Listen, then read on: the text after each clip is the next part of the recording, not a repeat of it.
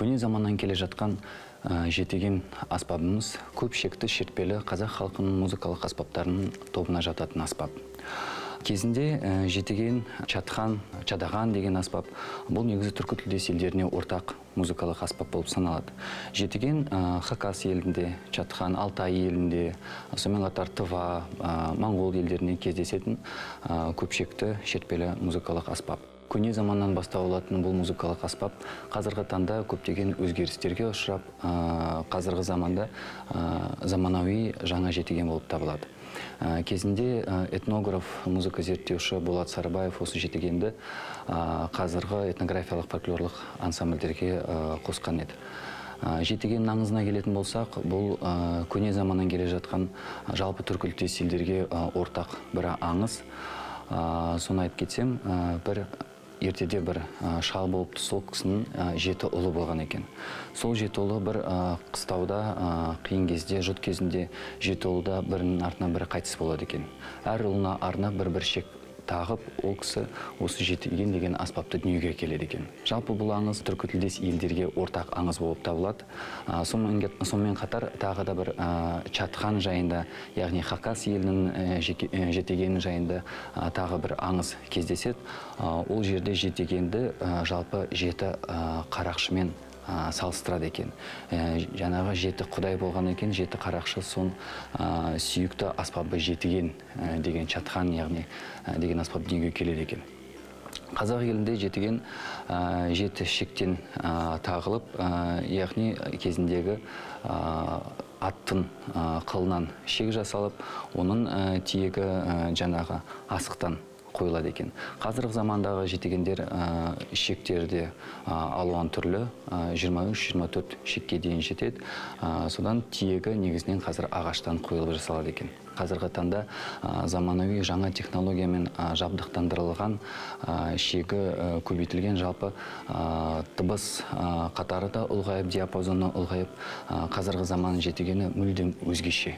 Егерде кезінде жетеген 7 шекті болып, оның шегі мысалы аттың қылынан немесе қойдың, ешкінің шегінен жасалатын болса, қазіргі ол әртүрлі бір материалдардан жасалады. Сонымен қатар қазіргі таңда мысалы электр жетегенде шықты деген жаңалықтар бар.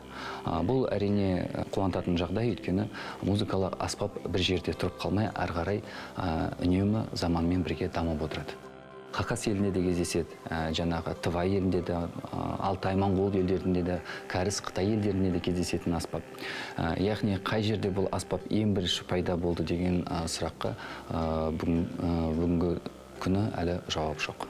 Әр елде әртүрлі аталады, жаңағы Кәріс елінде өз атаулары бар, Қытай елінде өз атаулары бар. Түркітілдес елдерінде, яғни жаңағы Хакас, Алтай, қазақ елдерінде мысалы жетеген деген аспаппен аталғанымен сәл өзгеріп отырады. Мысалы Хакас елінде чатхан деген. Бірақ әрбір елде осы музыкалық аспаптың атауы түбірі бір.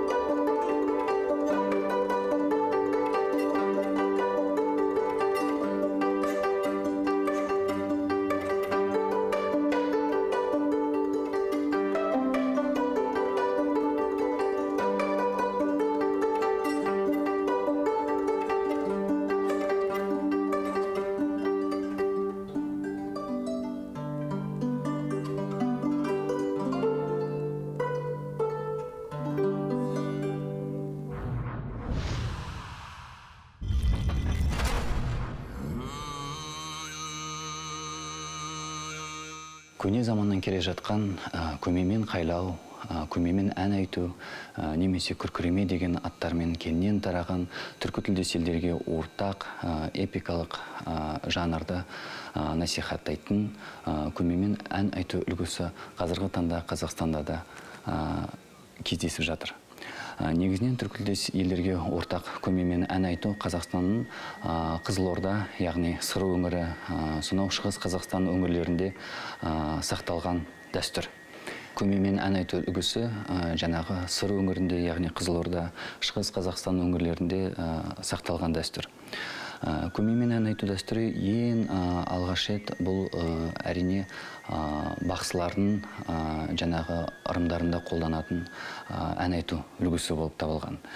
Кейіннен бұл эпикалық, яғни батырлық жырларды насихаттайтын, батыр жырларын айтатын ән үлгісі болып табылатын. Кезінде бақсы балгерлер сонау тәңіршілдікпен байланысты болып, жаңағы аруақтармен тілдесу үшін осы көмемен ән айту үлгісін қолданатын. Көмемен ән айту үлгісі жалпы түркілерде үш әлеммен байланыста болған. Бұл жер асты, жер үсті және аспан. Адамның жаңағы тамағы бұл да үш бөліктен тұрады. Жер асты десек болады. Астыңғы әлем бұл қарғыра деген атпен танымал. Ортаңғы әлем бұл хөмей, яғни адам өмір сүретін. Және аспан бұл сығыт деген үш стильде көмей айтылады. Негізі қазақ жерінде өкінішке орай қазіргі таңда бұл дәстүр ұмытылып, тек қана бірен-саран орындаушылар бар. Соның бірі Еділ Құсайынов. Өкінішке орай ұмытылып қалған дәстүр, бірақ қазіргі таңда бұны қайтадан жаңғырту, қайтадан шығару жұмыстары жүргізіліп отыр. Негізінен бұл ән айту дәстүрі мысалы Алтай, Хакас, Тывай елдерінде өте жақсы сақталған. Ол жерде де негізінен үш түрі кездеседі. Бұл қарғыра, көмей және сығыт. Бірақ одан да басқа 4-ші, 5-ші, 6-ші түрлеріне бөлініп жатады. Яғни біздің қазақтың домбырасы сияқты ол елдерде көмеймен ән айту дәстүрі жақсы сақталған. Қарғыра бұл өте төменгі регистрде айтылатын көмеймен ән айту дәстүрі.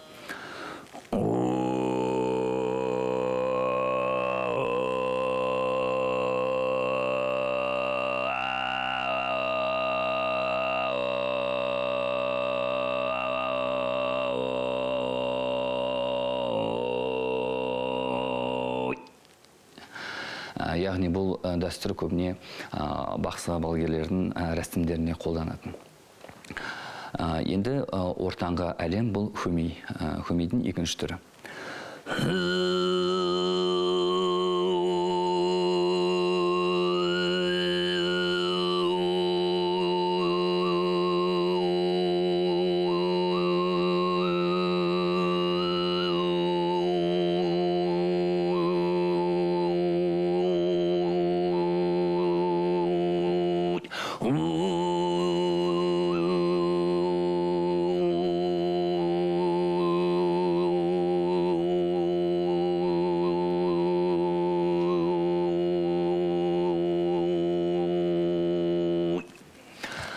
Бұл дәстүрдің ерекшелігі бұл жерде бір тамақтан бірден екі, одан да көп үш дыбыс шығарылуы мүмкін.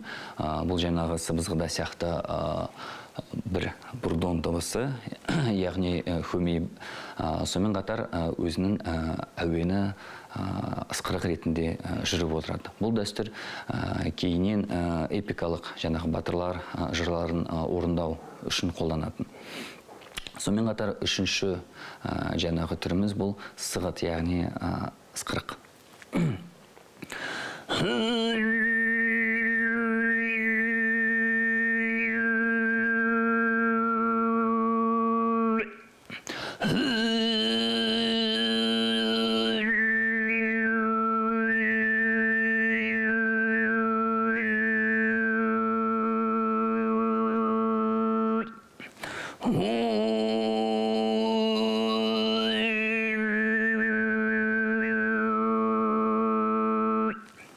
Яғни бұл стиль, бұл дәстүр о дүниемен байланысты. Жаңағы үш әлемдендік түркітілдес елдердің ортақ бір көзқарастары бұл төменгі, ортаңғы және жоғарғы әлем.